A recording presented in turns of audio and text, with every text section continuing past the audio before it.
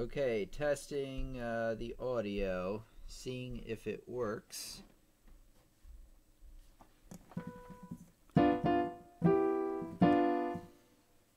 Okay, you're probably wondering why I look like this. It is very cold down here. If you don't know, my basement, my office is in my basement, so it is very, very cold outside, thus pretty cold down here. Probably going to be a little bit shorter of a live stream tonight because of that, because it's like kind of uncomfortably cold. But we'll see how we do. So I might not take the questions at the end. We may push that off to Sunday. I think it's supposed to be quite a bit warmer. If I would have turned my heater on beforehand, it would have been okay, but I don't like it running while we have everything else running because of the sound. And also, the little one I have down here pulls too much juice out, so it causes some problems. So I apologize if we cut it a little short tonight. I hope you understand, but it is freezing. What is going on here?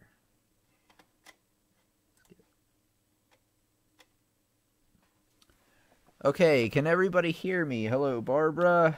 Hello, everybody. Hello, Kelly.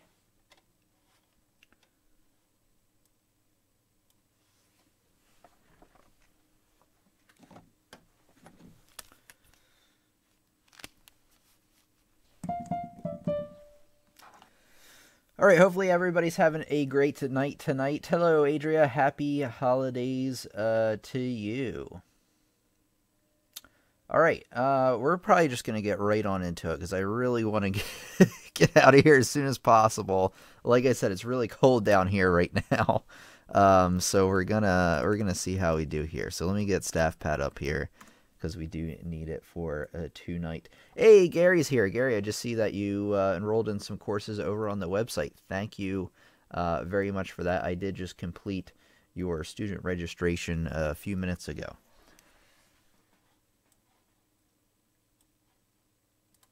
Hi from warm Florida, says Nikki Huffman. The only downside is that you're in Florida. No, I'm just kidding. I'm just kidding. All the other things that go along with living in Florida. But yes, I am envious of you at this time of year because I'm sure it is at least comfortable to be outside. So you get a point today. All right, let me make sure I have everything. I took last week off, so I'm like kind of confused on how everything works here. If you can't hear me or something doesn't look right, please let me know. And then let me just get one thing set up here, and then we're going to get right on into what we're doing today, which is writing a good melody, talking about some key points with that. So let me write something really quick here.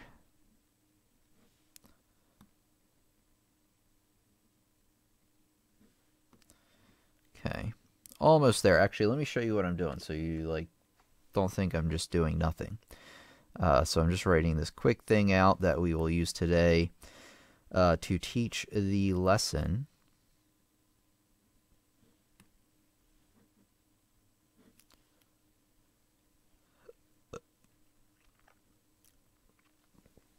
Okay, here we go.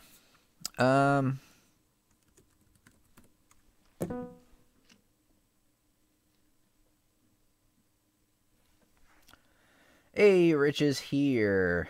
Gary says already started. Alligators. All right.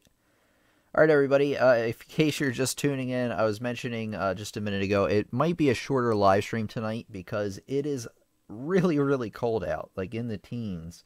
Thus, down here, it is an uncomfortable, I want to say it's like anywhere it's probably in the 50s, but it feels like it's in the 40s maybe, so I don't know.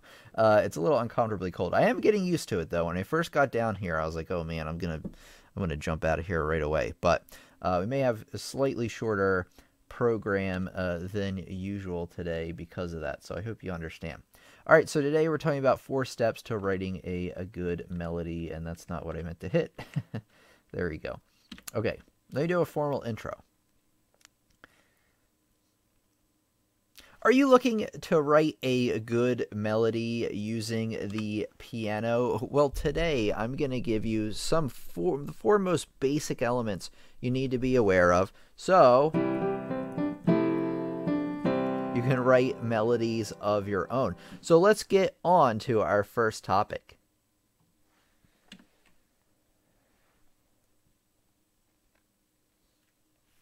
Okay, element number one that you need to be aware of is you need to understand that melodies are made up of steps, skips, and leaps. So steps are the most abundant, followed by skips, and then very few leaps. Well, let me explain exactly what these mean. So stepping on a piano is just really going from one note to the next. So if you play up a scale, that's what we call stepping motion.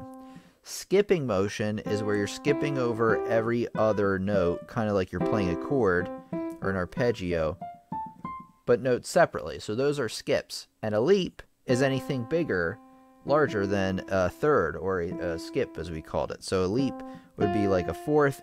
Leaps can be really, really large as well.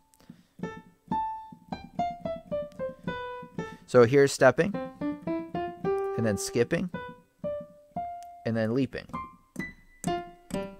So you can step, leap, and skip up or down.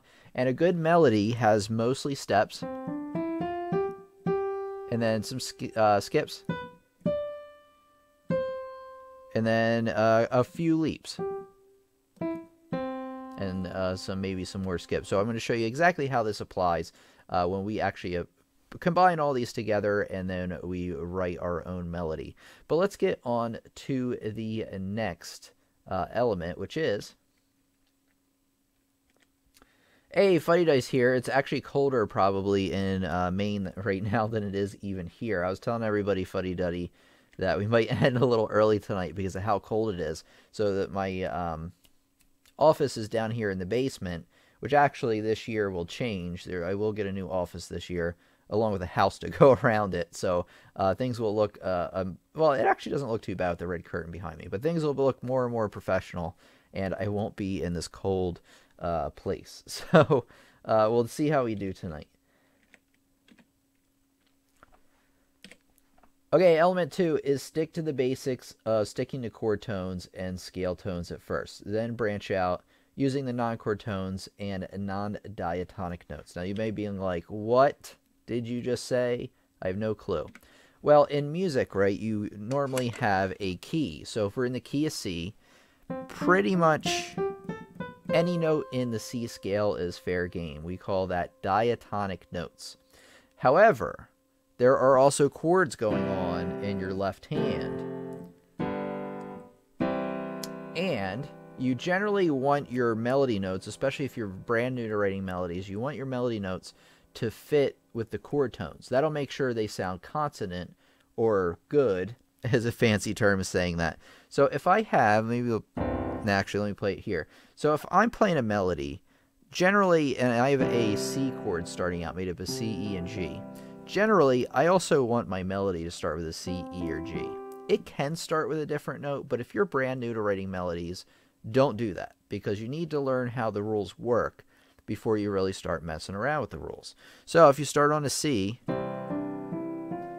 you just begin stepping up. That's not a bad way to start a melody. If you start with a note outside of out of the chord, a non-chord tone, especially a bunch of them right in a row, it's not going to sound right. Now, there are ways to use non-chord tones. We're going to briefly touch on that. That's really can be a lesson all on its own. We're going to talk about that a little bit later in our lesson. So element number 2 is you generally want to start, or actually stick to, when you're playing your melody, to the chord tone. So, if I start on an E, it'll sound good. If I start on a G or a C, it'll sound good. See there, I stuck to mostly chord tones, and I also stuck to diatonic notes. I'm not messing around, so if I'm just starting writing out music, and I'm writing in the key of C, I'm generally probably not going to be playing too many of those black keys. Again, you want to mess around with those once you have a really good grasp on the very basics, which is really what we're going over today. And then you want to build on that so you can improve your melodies and write an even better one. All right, let's get on to element number 3.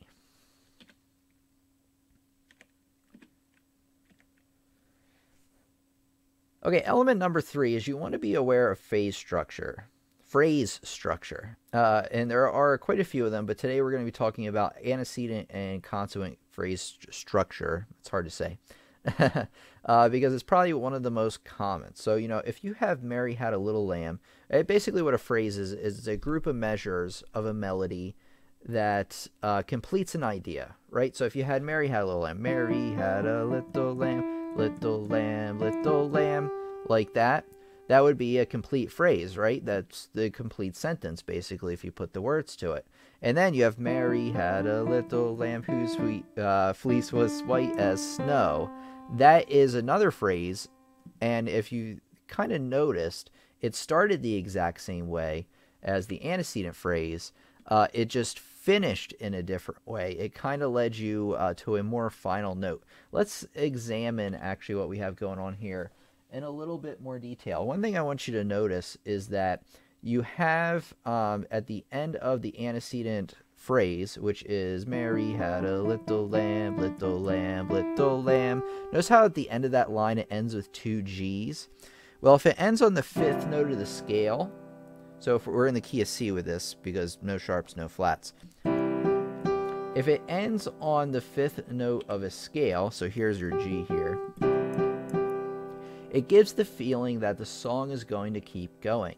But if you notice, when they do the second phrase, Mary had a little lamb whose fleece was white as, and then they end on the C, what we call the tonic of the key that you're in. So if you're in the key of C, the tonic C. If you're in the key of G, the tonic's G. Or we also call it the first note of the scale. If you end on the first note of the scale, it actually is going to have a more final sound. So there's another little tip for you. So when you're doing your phrases, phrases can be like anywhere between, they're usually multiples of 2. So usually it's like a 2-measure phrase or a 4-measure phrase, and then it's fit together with a total 8-measure, what we call period, which is really multiple phrases not combined into one, but multiple phrases put together to complete an idea. So if you want the music to sound like it's going to keep going, end that note, and you can even end the chord too on a 5 chord. So use the 5th note of the scale, and then when you are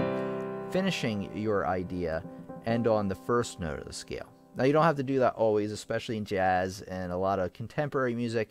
They break the rules a lot, but these are the very basic rules you want to be aware of. Like I said, and then you can start branching out. Then you can start experimenting and getting your melodies to sound a lot better. All right, let's take a look a little bit more into this, which we'll talk about in a second. All right, so let's talk about actually the element 4, and then we're going to kind of combine all this together to write a melody of our own. Just remember that antecedent consequent phrase structure is basically 2 phrases that begin the same way, right? Because it begins the exact same way. Mary had a little lamb, but on the consequent phrase structure, or the consequent phrase, it ends differently to kind of have a more conclusive sound. All right, let's get on to the element number 4. Okay, this is a long one that you'll have to, like I said, with this non-chord tone stuff, it's going to be its own lesson at some point. I'm going to have to teach you all these. So if you don't get these right now, it's totally fine, but it is important that you know what a non-chord tone is. So it's important to know about non-chord tones, especially passing tones, neighbor tones, appoggiatura, escape tones, and anticipations. I'm not going to go in huge detail about a lot of these. Like I said, my main goal today is just so you know what these non-chord tones are. So if you remember a minute ago, I told you, or a few minutes ago, I told you that a chord tone is a note that belongs in the chord that you have down on the left hand, or wherever you have the chord. So any of those C, E, or G, any of those notes are chord tones. So if I'm playing up here and I hit an E, that's a chord tone.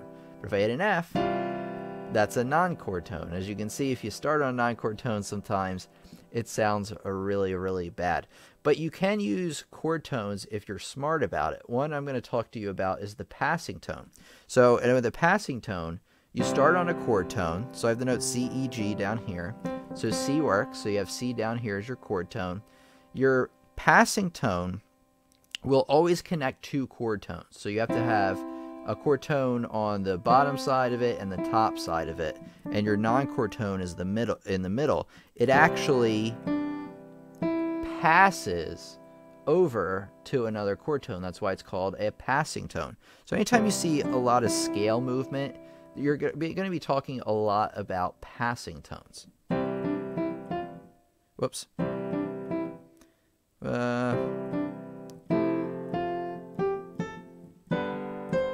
Just like that as an example. All right, now let's talk about upper neighbors really quick. So actually, all these non-chord tones, you're going to be observing the non-chord tone, which is the note not belonging in the chord, but you have to look at to determine what kind of non-chord tone it is, or make non-chord tones of your own and have them work. You have to understand what note is preceding it and what note is proceeding it. So what note is coming before it and what note's coming after. With the passing tone, it's being, the note before it is a chord tone.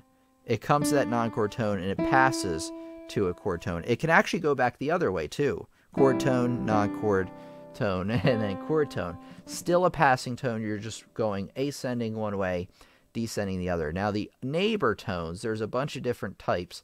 The upper neighbor is where you start on a chord tone, you go to a non-chord tone above that note, but then instead of passing to the next one, you actually come back down. So that would be like C, D, E in this case. So that would be a upper neighbor tone because it's going up. You have a lower neighbor tone, which is the same thing, except you go down one and then back up to where you are. You can take a look at the chart I have provided you here. I don't know how large it's going to show up here. I'll try to link it to you in a description because I did get this off of a certain website, and I want you to be able to find that.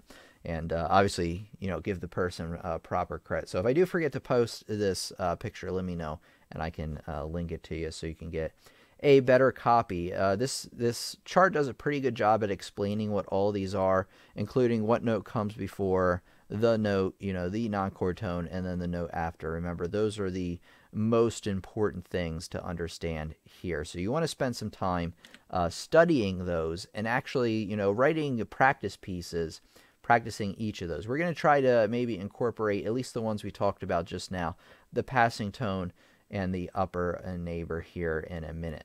All right, let's take a look at what we have. Hey, Isaac, how's it going? All right, so Fuddy Duddy's going to send me over some more Pinterest characters to use in instruction. Very, very good. So if we ever do like one where we're talking about musical symbols, I think that will work out pretty well. Just give me a second here, everybody. Oops. Okay. There we go. Had to get something repositioned. Okay, now we're going to write a melody of our own using these four elements into practice. So these four elements were, number one, using steps, skips, and leaps. How many steps should you have in a piece? Well, there's not a finite number, but you should have the most steps, followed by fewer skips, and very few leaps. If you leap all over the keyboard all the time, it'll sound like robot talk, or at least that's what I call it, where it'll sound very disjointed, and it will not sound like a melody at all. All right, let's take a look here. And then number two is you want to remember to stick to chord tones and scale tones at first. So chord tones you want to stick to, and then the scale tones can be your non-chord tones. If you're in the key of C again, you're not going to be picking any notes outside of the key, which would be the black keys in this case. You then want to use, in the beginning anyway, you can learn about all the other phrase structures, but antecedent consequent phrase structure, remembering that both phrases are going to start the same way, but they're going to end a different way.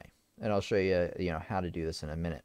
And then we have use non-chord tones where applicable. And this is something that you're just going to, like I said, have to maybe write some practice melodies out and see where you can apply them. One thing I want to mention is learning how to improvise is really, really helpful. And learning how to do this because then you can write write melodies on the fly. And there, I just wrote a, antecedent consequent phrase structure, just kind of like making it up on the spot, but I'm going to write one down with you.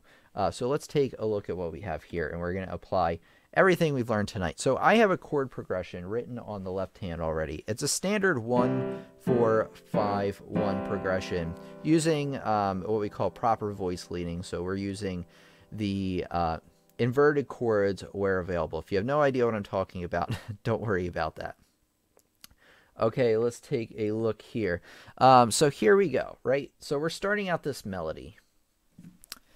And what note should we start with, right? So we're writing a very simple melody. I'm not going to do anything I haven't talked about tonight. So we should pick what? A chord tone, right? Probably is a good idea. Now it can be really any rhythm you want. I kind of like to start with quicker rhythms at the beginning of a phrase, because if you start with whole notes, right, it's the melody's just going to drag on. It's not going to sound like much. I mean, it sounds okay. I mean, that melody sounded all right, but there wasn't really a lot of movement to it, and actually it doesn't really serve us for what we are talking about today. So there you go. You got a chord tone right there. We happen to have a C, right? Now, let's think about what note we might want next. Well, if we pick another chord tone, which we can totally do, actually I could pick all chord tones if I wanted. So C, E, G, and E. And actually, if I play that, it sounds fine, right? But I feel like it's missing something, right? And this is where non-chord tones come in. Non-chord tones really provide more interest in the music, more interesting sound, and they really help kind of also provide direction to where you're going. So as you can see, by picking all chord tones as well, I have all skips, and that sounds okay. But it sounds very, very basic. So let's add in some non-chord tones here. What are some? We really talked about the passing tones and the neighbor tones the most in this. So we're not going to mess around with the others quite yet, because I kind of want you to just get those two down the best. So let's take a look here. So we have a C and an E, right? 2 chord tones. Let's add in a non-chord tone in the middle, because that's a perfect way to add a passing tone. Now, we have too many beats per measure. I can delete one of the other notes, or, I can make this passing tone and the next chord tone into eighth notes. So let's see what we have now. Sounds pretty decent, I think. It sounds a lot better than. Has a little bit more interest. Not bad. I think we're going to keep that. I mean, we can always experiment around with it, change the rhythms, things like that. Maybe we'll talk about that at the end, changing the rhythms. Now let's get on to measure 2. So here we go. So what should we do? Now we have an F chord made for the notes F, A, and C. Now, so we have the notes F, A, and C. So we're going to pick a chord tone, right? So how about an, I don't know. You know what we did? F makes sense. I was going to pick an A, but I'm going to tell you why I picked F. Because a lot of times, remember that you want the most steps, fewer skips, and then very few leaps. Well, you see how we have an E here coming before on this measure? Well, I picked F because F is the closest note to that E, and it's just going to flow a little bit nicer when I play this whole thing. See, that kind of made it sound good. Now, if I had picked the A, it would sound like this. Actually, that doesn't sound bad at all. In fact, we do kind of need some leaps in there, don't we? So actually, I changed my mind. We're going to stick with the A, which kind of brings me to another point on writing melodies. There is some trial and error involved, and you're going to find some things you're going to think, like, I kind of want it to go this way, but you try out the other things, and, they work a little bit better. I think that works perfect because we haven't had a leap yet, and I think that works very, very well. Now let's see. We can pick all chord tones again if we wanted. Actually, I'm just going to draw out some chord tones to kind of give us a skeleton structure of what we might want. So let's add in some non-chord tones, shall we?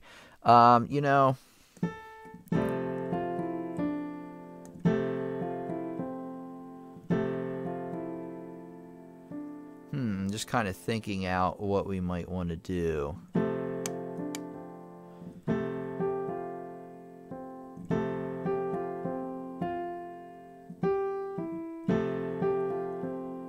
Okay, I think we're going to do a passing tone here. Right, so all I did was I drew a note to connect those two notes that were chord tones. So we have a passing tone now going down instead of up. Now, we can choose to, change the melody that we already have, which I think we might do because it might sound a little bit basic. Yeah, we have two leaps in a row right here, and what I'm talking about is we have this F right here, this C right here, and then this F. I don't really like that as much, but what would be perfect is if we put a neighbor tone down there. So we have chord tone here, chord tone there.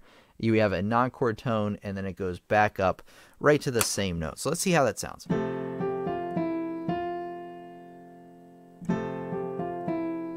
Yeah, I think that sounds great.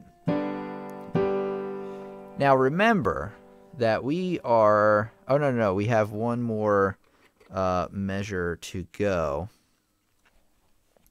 before we get there. So let's take a look here. Let's pick maybe a chord tone here. Since we just had some leaps, I'm just going to kind of make it a step up there. And then, I don't know, let's kind of go for...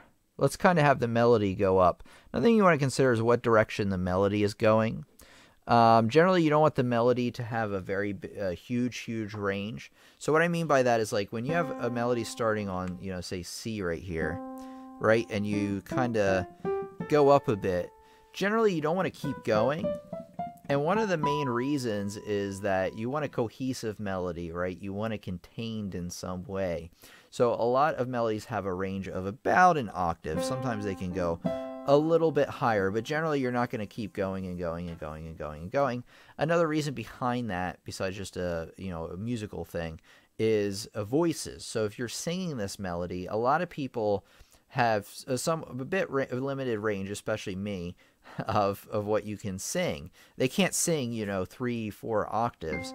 They probably can sing, I feel like I'm going to say something stupid here, but they can sing over an octave, maybe to 2 octaves. At least I think that's what I could probably manage, maybe an octave and a half. I'm not the best singer out there.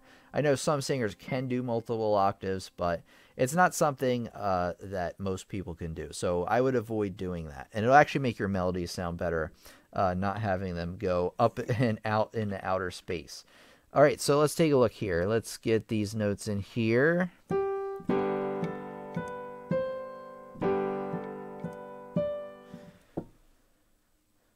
Actually, you know what? We haven't had any half notes yet, so let's try some half notes.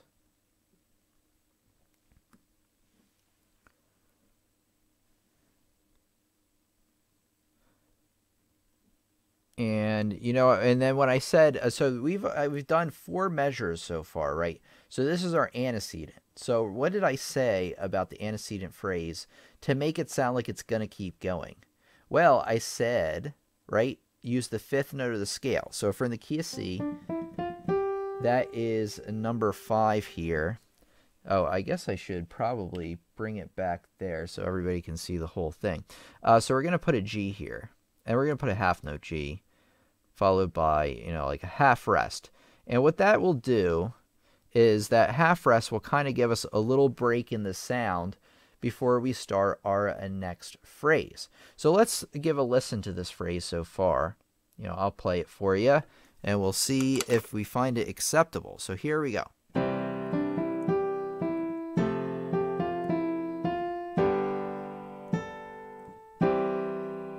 And see how, because I ended on that G there, which is right here, that it sounded like it's going to keep going.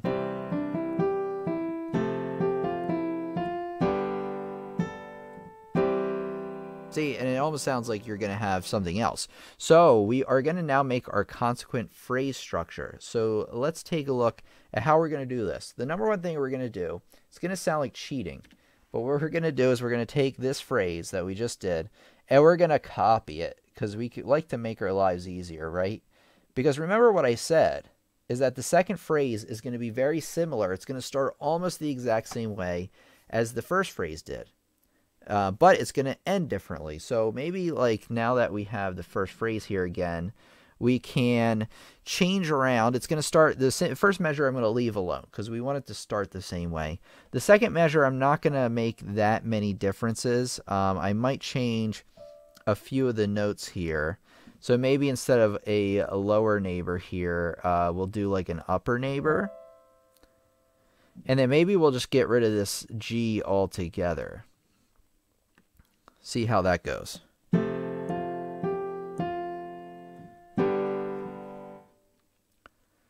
And then let's see here in this measure, maybe we'll pick we'll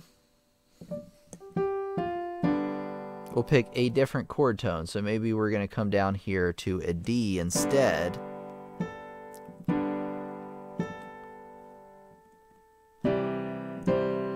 And I'm going to keep the A there. I think that kind of sounds good. Again, you know, being able to play these on the piano as you're working on them really helps because there isn't one definitive way of how you should write a melody versus another. I mean, unless you're trying to write it in a specific, very specific style. A lot of it is using the rules, but then kind of listening back. And with using the rules, you always have different options on what you can pick for each choice. So let's go back to our example here. So I like this, but we need to change something at the end, right? This is the end of our phrase. What should we do? We want it to sound final, right? We want it to be a true consequent phrase. So what we should do, if you remember from earlier in the lesson, let's move that note from a G, which is the 5th note of the scale, back to a C, which is the 1st note of the scale, also known as the tonic or the root. And actually, I'm going to make that a whole note because we don't really need to go any further. And let's change our bar line to be a final one because that'll end our song. You know, it's a pretty short song, but this is how you really want to begin if you're new to writing songs. So I'm going to play this. We're going to see how the whole thing sounds, and then we're going to go from there. All right, let me see. Oops.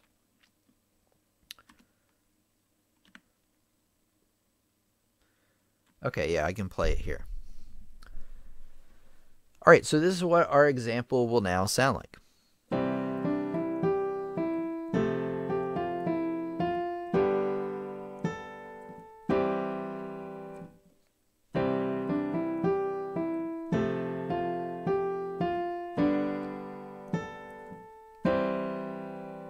I thought that sounded pretty good. Now, what I would do is if I was writing this for real, like say I was doing this for a project at school, or I was doing this to be performed somewhere, or maybe it's just a song I wanted to get really, really good rather than an example, I would continue to work through it and change notes around, maybe add in some more non-chord tones where I think they might sound pretty good. But this is the very basic method in which you should write your melody. So remember, let's talk about these elements once more. So remember, you need to understand about steps, skips, and leaps. You want the most steps, which is moving up and down the scale. You want fewer skips, which is really just skipping over notes. And then you want the very few leaps. But having skips and leaps is very, very important, which I didn't mention before. So if you have just steps, right?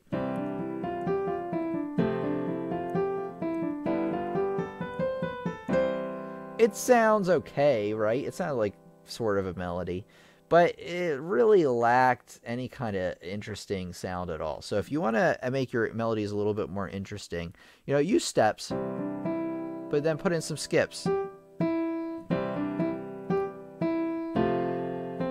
And then some leaps. Or something like that. I just kind of improvised that on the spot. But let's go over the other elements.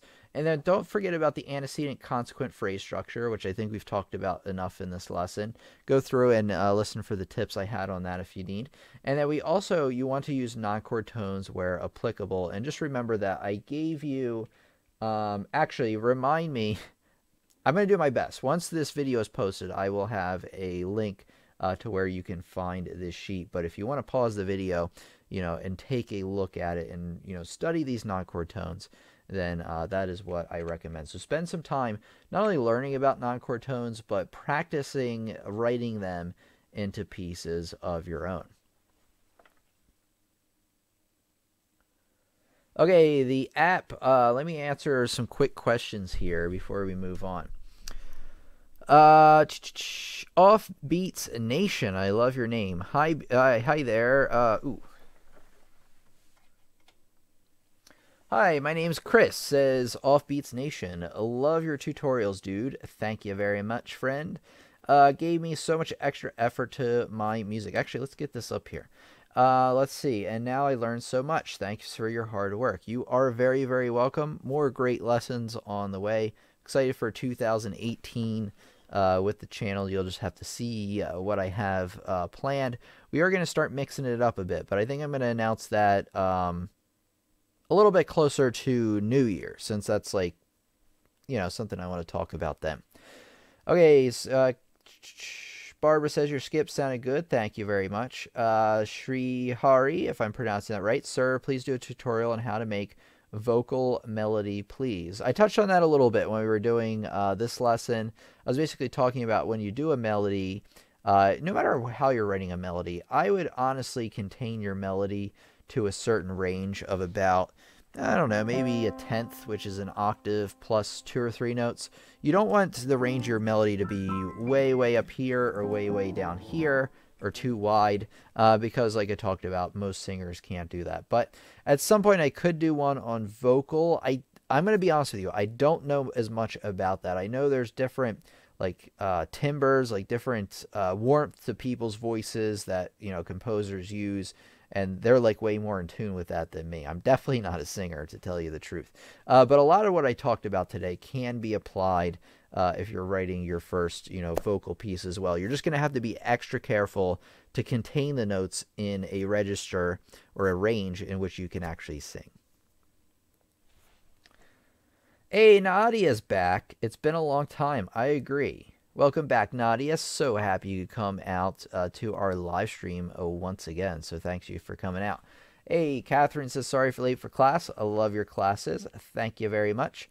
I'm not able to read the app you are using. Can you let me know what app it is? I would like to know when writing music. Thanks. Oh, so it is called StaffPad and is for Windows devices only, I think. I don't think they have it for Apple. Yeah, I could be wrong, though, since it did come out a while ago, but it's called StaffPad. StaffPad. That's how you spell. All right. Barbara says, I occasionally hear a melody in a dream when I wake up to go to the piano and find the notes and write it down. That's a really good way to put it. And actually, that's very interesting because Beethoven and a lot of famous composers, I remember reading, had the same kind of thing, where they would dream about a melody and then they would have to go scribble it down when they woke up. I think that's probably a really good practice in writing a really good melody.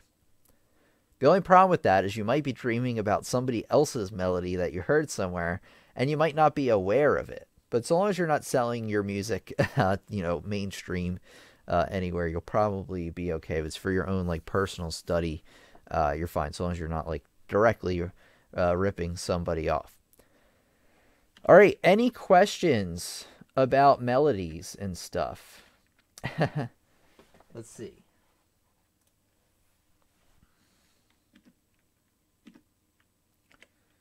All right, whilst maybe some questions are coming in. Okay, I want to talk about a few ways you can support the channel if you're like, I really like these lessons Tim is putting out, and I want to make sure that these lessons continue to come out in 2018, 2019, and basically forever. And I want to make the lessons better than ever. Well, there's a few ways.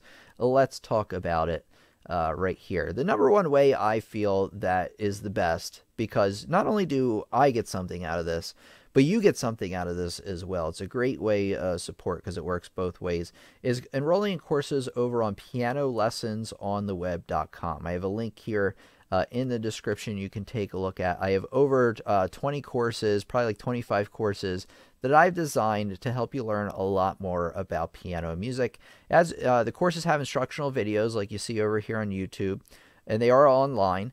And they also contain printable sheet music examples, real songs to play, and a lot of other things not here on the YouTube channel. So if you like what you see over here, you're really going to like what you see over there. Let me show you, let me tell you about another thing. So another way to help the channel is that you can shop at my Amazon store.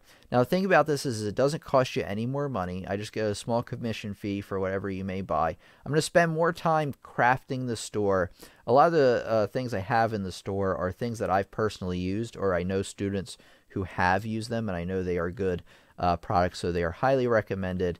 And if you use them, it will, or if you buy them from Amazon using that link, it will help out the channel. And I will provide that link. I have it written there, but I'll also provide it in the description for you.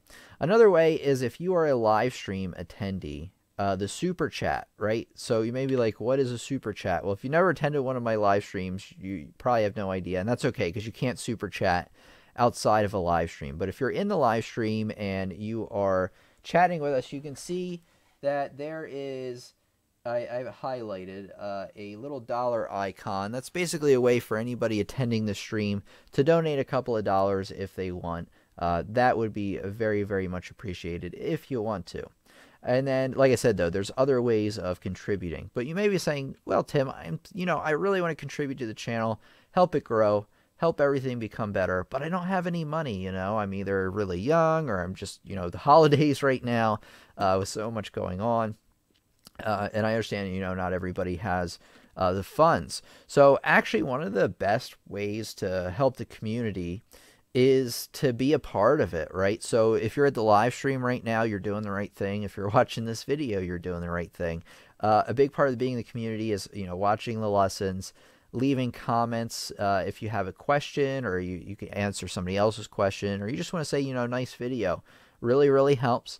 And really just being a part of the community. Like I said, the live streams, the videos, basically anything you're doing right now, if you're watching me do this, you're doing the right thing if you don't have the funds to contribute.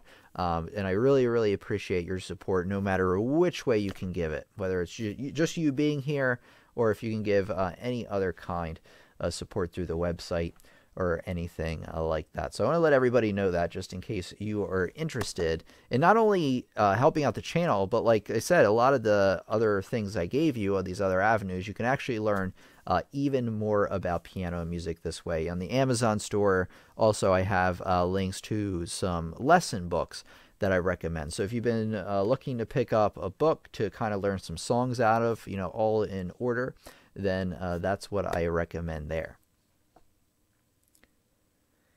Hey, Isaac. Excuse me.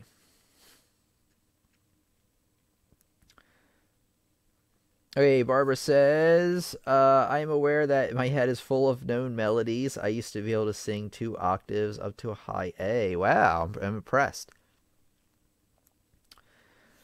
Isaac Beltran says, this is probably a weird question, okay, but I was wondering when you are reading a piece, after a while, are you really reading the sheet music, or does it become more of a muscle memory type thing? A fantastic question. The answer is actually the second thing, the latter, that it becomes more of a muscle memory thing. This is why it's important to practice sight reading a lot.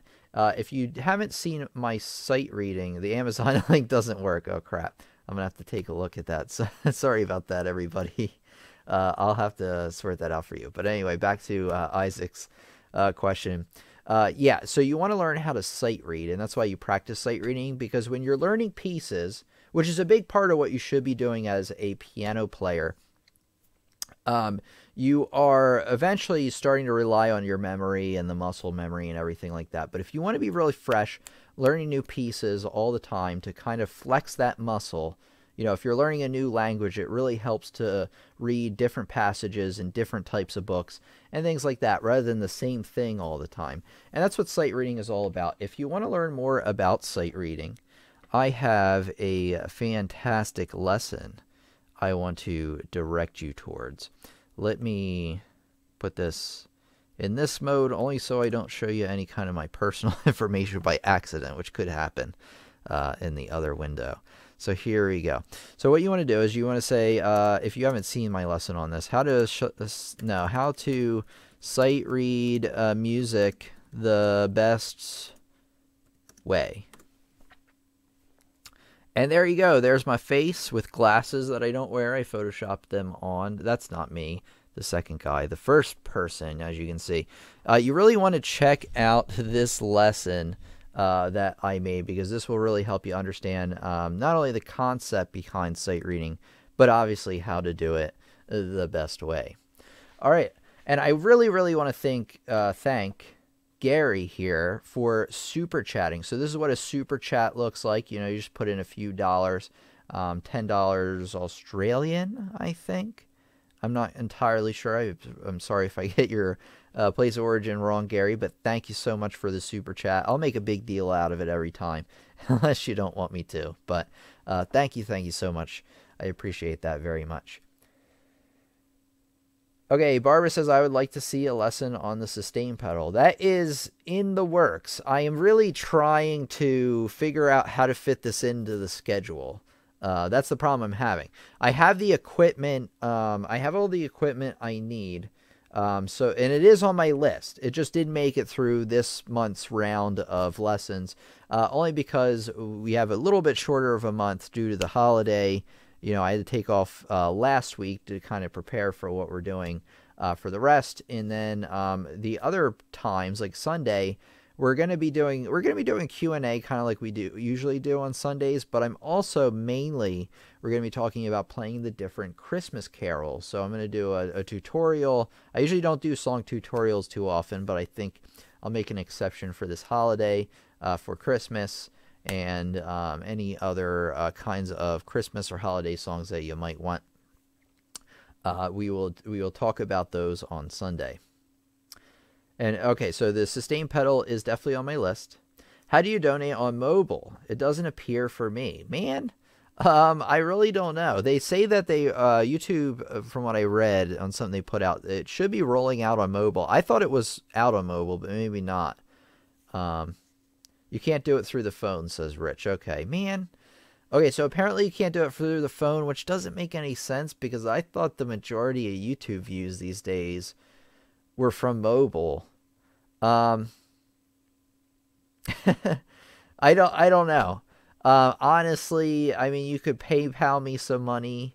I'm gonna have to set up an alternative donation system. I don't know whether I'm going to do that through Patreon. I still don't know what to do with the Patreon. I feel like, to me, because I have the website and everything, that it's just being like kind of tacked on. So I don't really want anything like that until I can find a good use for it. Oh yeah, by the way, I have like kind of an announcement that doesn't mean a whole lot on your end, but I mean it does. You might not realize it though. So I'm going to have to set up some kind of donation system, if you want to do that. If you want to donate in the meantime, now it'll cost a little bit more money, but you can enroll in one of my courses over on my website. But if not, I will think of a way, so that hopefully by the next live stream we have, there will be a way to donate if you are on mobile and unfortunately can't do the super chat. Okay, how do I not freeze in front of my piano teacher, says Cheryl. A very, very good question. So that really depends on you. Honestly, playing in front of a teacher more and more often, in front of people more and more often, will help you get through this. One thing I tried to do when I play for a teacher, which hasn't happened in a long time since I've been out of school, is to kind of just pretend I'm just practicing. Without the teacher there. I know it's really, really hard to do, but I honestly just kind of say, like, all right, whatever frame of mind, because I always felt like I played the pieces better when I was in the practice room practicing for my lesson than I did playing for my actual teacher. And it makes sense since, the teacher's going to make you a little bit nervous, things like that. So I almost kind of try to blank them out. I mean, obviously you want to listen if they have anything to say about it, but don't play and be like, oh my goodness, when are they going to call out my mistakes? Oh my goodness. And that's why I try to be a really nice piano teacher with my students, so they're not afraid to make mistakes, because I was when I was a child. My piano teacher wasn't real scary, but I was always kind of like uptight, being like, I don't know, is he going to like slap my hands or something like that? So I know it's really easier said than done, but try to pretend like, and it sounds bad, but you know what I mean. You want to pretend like they're not there pretty much while you're playing, and just try to really focus on the music rather than them even being in the room. Let the comments and whatever they have to say come when they come. Don't try to anticipate that they're going to call you out on something. So that's the little bit of advice I have. Gary says, right. I'm not sure exactly what statement he was saying right to. The Amazon link is broken. So while maybe some comments are coming in here, let me take a look at that for everybody.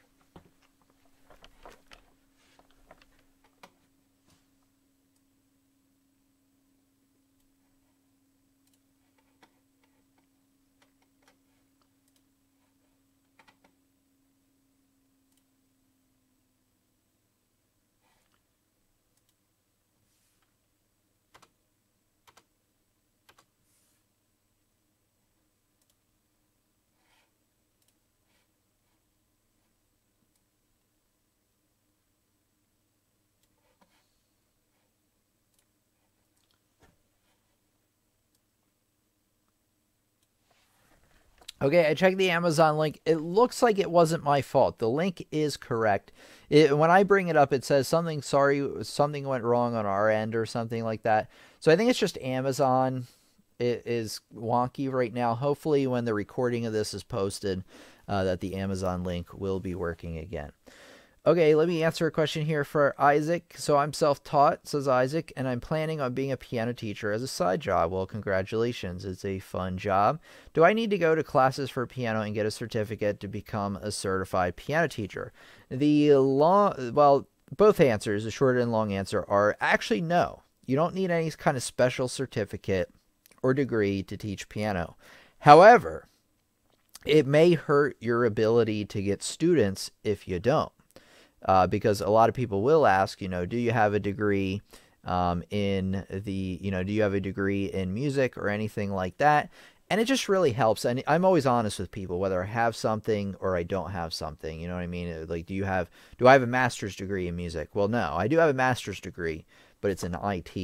If somebody, really goes into depth with me on my credentials, I'm very honest about it, and that's really important. I would really be more honest than anything, rather than just trying to kind of hide that you don't have a certificate or anything. So that might hurt you in the beginning, but here's the thing about teaching piano is that once you get a few successful students under your belt and you build a good reputation, then that does all of the advertising for you. To be honest, because people will start to recommend you to each other. After a while, and actually now that I've been teaching a few years, very few people ask me about my credentials at all. It's because I've been doing it for a long time and they were recommended by their neighbor and their friend and, so forth and so forth, because I've been doing a good job. And it's a referral business after a while. So you may run into some snags at first in terms of getting students. And like I said, be honest with them. I'm not saying you're not a dishonest person, but I just find that being honest and telling people what they might not want to hear is better than kind of misleading them into something. And then they find out, that's why you don't lie. I mean, it's the wrong thing to do, but that's another reason is that it catches up to you. So you want to, it might hurt you, it might hurt you at first, but like I said, after you get a few successful students under your belt, it shouldn't really matter at all. And by then you will have enough teaching experience to probably be at a level closer to somebody who has a music degree. But no, you don't need any official certification to teach music privately. A great first student would be like a neighbor of yours or a friend or somebody who knows you, because they're probably more likely to give you a chance. And if you just do a good job on them, some people recommend and some people don't, just because some people are way more social than others. I know some people that I've taught and worked for where they'll tell everybody about me because they're very social. They go out to soccer games, and they talk about me. And then other people who are more like me, actually more introverted, they like me, but they don't tell everybody about me because they don't have, a ton of social connections like that. Cheryl says, I tried to send you a super chat, but it would not let me. Man, the super chat. is failing us today.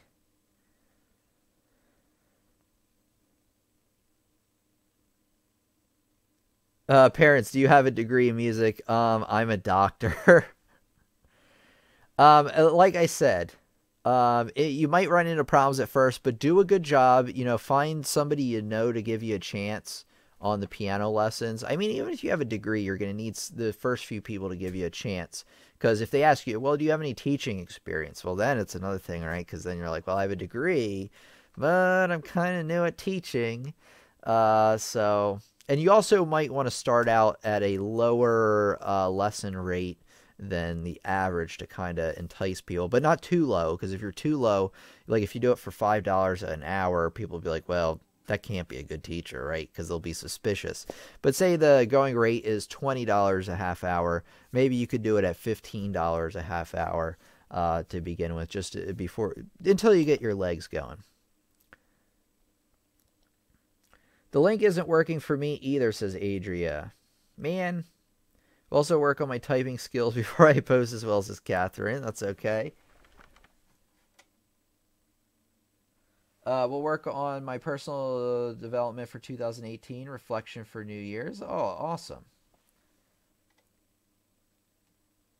Thanks for teacher tips. I get a little anxious when I do lessons too. Great. Cheryl, my piano teacher, is always having concerts. I always bail. Okay, Nikki says, I picked up Alfred's Basic Adult book on your recommendation, just starting it. That was an Amazon purchase as well.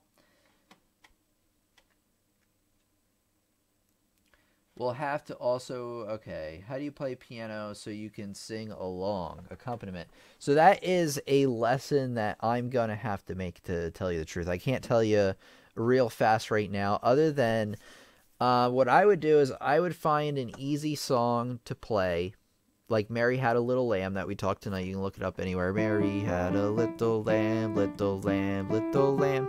And then see if you can just play, you can sing along with the melody.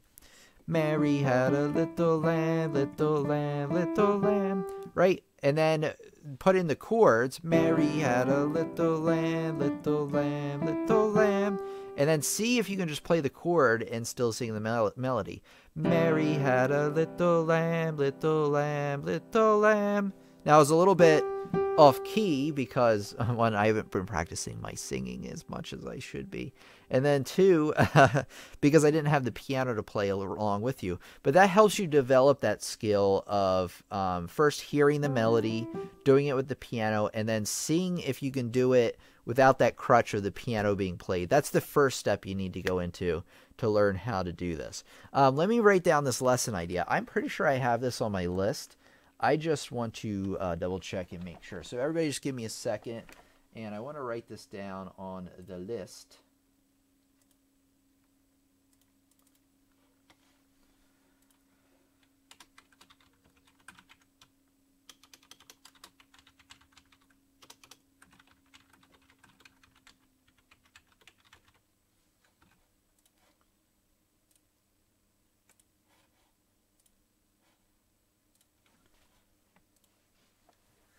Okay, so I got that written down for everybody. All right, so for next time, I'm going to try to figure out the donation thing. Apparently, Super Chat doesn't work for a lot of people, so I'm going to have to try to set up something a little different. If you're interested in my courses, which also help the channel, pianolessonsontheweb.com is where you want to go. In fact, I'm going to put it in the chat right now.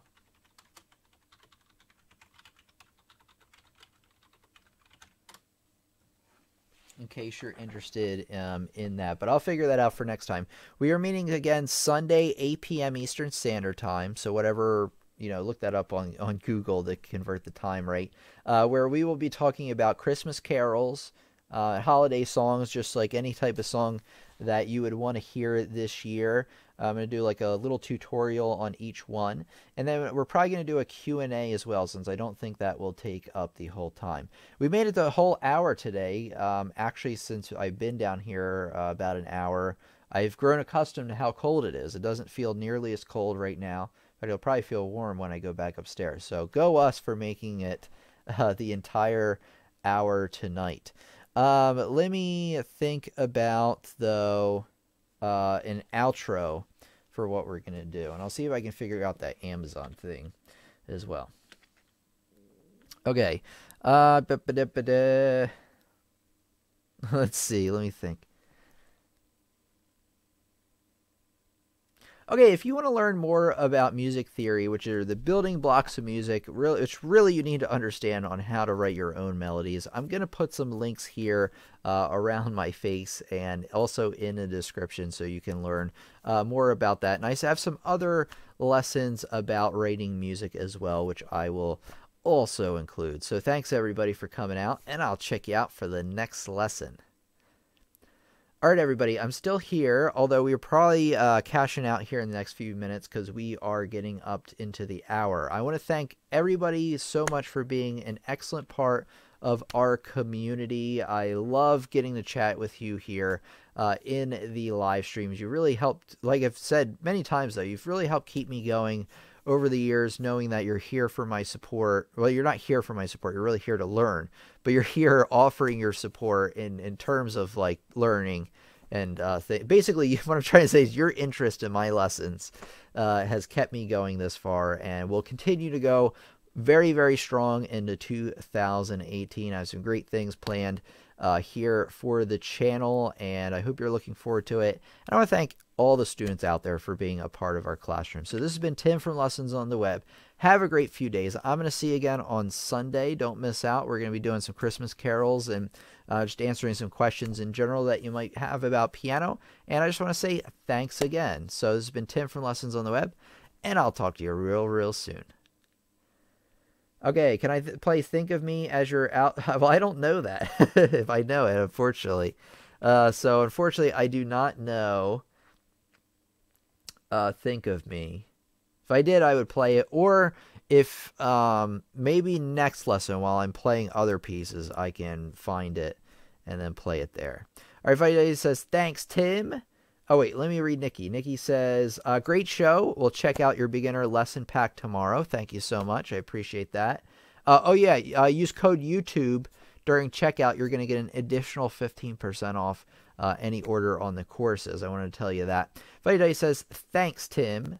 I'll send more pics soon. My research for Pinterest. Thanks and good night.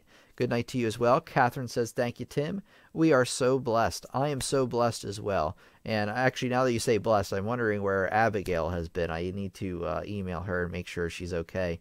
They had a hurricane a couple months ago already where she was, and I want to make sure she's all right. But yeah, have a wonderful night, everybody. Thank you so much. Now back to the lesson courses, Gary. I appreciate it. And Gary, by the way, earlier did say that he purchased the beginners pack of courses earlier today, and he really liked them. You can scroll up and see that comment if you want. But thanks everybody for coming out. I'm going to check you out in the next lesson. Like I said, I really appreciate that you appreciate the lesson. So I'll talk to you soon. Thank you.